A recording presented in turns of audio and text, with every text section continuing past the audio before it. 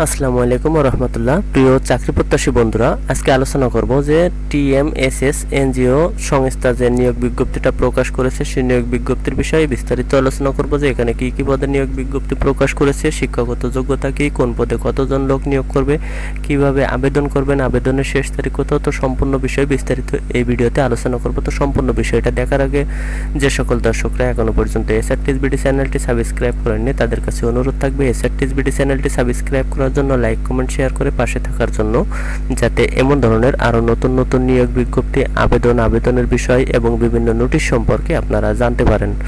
তো চলুন আজকে যে নিয়োগ বিজ্ঞপ্তির বিষয়টা আলোচনা করব সেই নিয়োগ বিজ্ঞপ্তির বিষয়টা বিস্তারিত জেনে আসি। তো আজকের নিয়োগ বিজ্ঞপ্তিটা একটা এনজিও সংস্থা এটা প্রকাশ করেছে। সেই এনজিও সংস্থার নাম টিএমএসএস। তো টিএমএসএস এই নিয়োগ বিজ্ঞপ্তিটা প্রকাশ করেছে। এখানে দেওয়া আছে যে জরুরি নিয়োগ বিজ্ঞপ্তি। তো টিএমএসএস জাতীয় পর্যায়ে একটি বেসরকারি উন্নয়ন সংস্থা।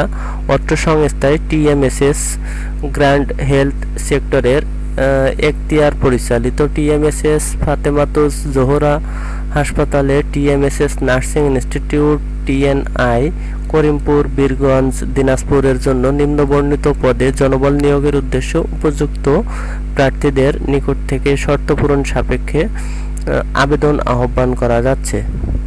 তো এখানে 1 নম্বর ক্রমিকে যে নিয়োগ বিজ্ঞপ্তিটা প্রকাশ করেছে সেটা হচ্ছে মেডিকেল অফিসার মহিলা। তো মেডিকেল অফিসার মহিলা পদে এখানে কিন্তু 3 জন লোক নিয়োগ করবে। শিক্ষাগত যোগ্যতা যেটা সেটা দেওয়া আছে যে শিক্ষাগত যোগ্যতা এমবিবিএস পাস, অভিজ্ঞতা আল্ট্রাসোনোগ্রাম কোর্স সম্পন্ন প্রার্থী এবং প্রসূতি ও শিশুরোগ বিষয়ে অভিজ্ঞ প্রার্থীদের অগ্রাধিকার দেওয়া হবে। বেতন ভাতা আলোচনা সাপেক্ষে। এরপরে 2 নম্বর ক্রমিকে যে নিয়োগ বিজ্ঞপ্তিটা এখানে প্রকাশ করেছে সেটা হচ্ছে প্রশাসনিক কর্মকর্তা। প্রশাসনিক কর্মকর্তা পদে কিন্তু এখানে 3 জন লোক নিয়োগ করবে। এই যে 3 জন লোক প্রশাসনিক কর্মকর্তা পদে নিয়োগ করবে। যে শিক্ষাগত যোগ্যতা সেটা এখানে দেওয়া আছে যে কোনো বিষয়ে 4 বছর মেয়াদী স্নাতক বা সমমানের স্নাতকোত্তর ডিগ্রি। অভিজ্ঞতার বিবরণ এখানে দেওয়া আছে যে সংশ্লিষ্ট বিষয়ে কাজের অভিজ্ঞতা থাকলে অগ্রাধিকার দেওয়া হবে। বয়স সর্বোচ্চ 35 বছর। বেতন ভাতা আলোচনা সাপেক্ষে। তো এরপরে 3 নম্বর ক্রমিকে যেটা সেটা হচ্ছে মার্কেটিং অফিসার। তো মার্কেটিং অফিসার পদে এখানে কিন্তু 3 জন লোক নিয়োগ করবে। তো মার্কেটিং অফিসার এবং প্রশাসনিক কর্মকর্তা এই দুটো বিষয়ের শিক্ষাগত যোগ্যতা এবং অভিজ্ঞতা কিন্তু একই। তো এরপরে 4 নম্বর ক্রমিকে যেটা সেটা হচ্ছে রিসিপশনিস্ট মহিলা। তো রিসিপশনিস্ট এখানে 3 জন লোক নিয়োগ করবে। তো রিসিপশনিস্ট পদে যে 3 জন মহিলা লোক নিয়োগ করবে এদের যে শিক্ষাগত যোগ্যতা সে বিবরণ এখানে দেওয়া আছে যে স্নাতক সমমান ডিগ্রি, কম্পিউটার চালনায় এমএস ওয়ার্ড, এক্সেল ও ইন্টারনেট ব্রাউজিং এর কাজে দক্ষতা সহ 6 মাস মেয়াদী কম্পিউটার প্রশিক্ষণ থাকতে হবে। অভিজ্ঞতা এখানে দেওয়া আছে যে সংশ্লিষ্ট বিষয়ে কাজের অভিজ্ঞতা থাকলে অগ্রাধিকার দেওয়া হবে। বয়স সীমা এখানে দেওয়া আছে সর্বোচ্চ 35 বছর। বেতন ভাতার বিষয়টা আলোচনার সাপেক্ষে বেতন ভাতার বিষয়টা নির্ধারণ করবে। তো এরপরে যে 5 নম্বর ক্রমিক যেটা সেটা দেওয়া আছে যে কম্পিউটার অপারেটর কাম অফিস সহকারী। তো কম্পিউটার অপারেটর কাম অফিস সহকারী পদে এখানে 3 জন লোক নিয়োগ করবে। তো শিক্ষাগত যোগ্যতা এখানে দেওয়া আছে যে স্নাতক সমমান ডিগ্রি, কম্পিউটার চালনায় এমএস ওয়ার্ড, এক্সেল ও ইন্টারনেট ব্রাউজিং কাজে দক্ষতা সহ 6 মাস মেয়াদী কম্পিউটার প্রশিক্ষণ থাকতে হবে। অভিজ্ঞতা সংশ্লিষ্ট বিষয়ে কাজে অভিজ্ঞতা থাকলে অগ্রাধিকার দেওয়া হবে। বয়স সীমা দেওয়া আছে সর্বোচ্চ 35 বছর পর্যন্ত এবং বেতন ভাতা যেটা সেটা হচ্ছে আলোচনা সাপেক্ষে এখানে বেতন ভাতা নির্ধারণ করবে। 6 নম্বর ক্রমিকে যেটা সেটা হচ্ছে নার্সিং ইনস্ট্রাক্টর। তো নার্সিং ইনস্ট্রাক্টর পদে এখানে 4 জন লোক নিয়োগ করবে। শিক্ষাগত যোগ্যতা বিএসসি ইন নার্সিং, তবে এমএসসি ইন নার্সিং এমপিএইচ ডিগ্রিধারীদের অগ্রাধিকার দেওয়া হবে। তো বাংলাদেশ নার্সিং ও মিডওয়াইফারি কাউন্সিল হতে হালনাগাদ রেজিস্ট্রেশন প্রাপ্ত থাকতে হবে। বয়সসীমা এখানে দেওয়া আছে 18 বছর থেকে 35 বছর।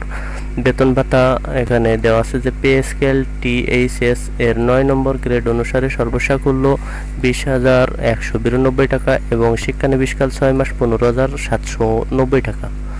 তো এখানে এই যে 6টা ক্যাটাগরিতে নিয়োগ বিজ্ঞপ্তিটা প্রকাশ করেছে। এই যে 6টা ক্যাটাগরিতে আবেদনের যে সকল শর্তাবলী, সেই শর্তাবলী এখানে দেওয়া আছে।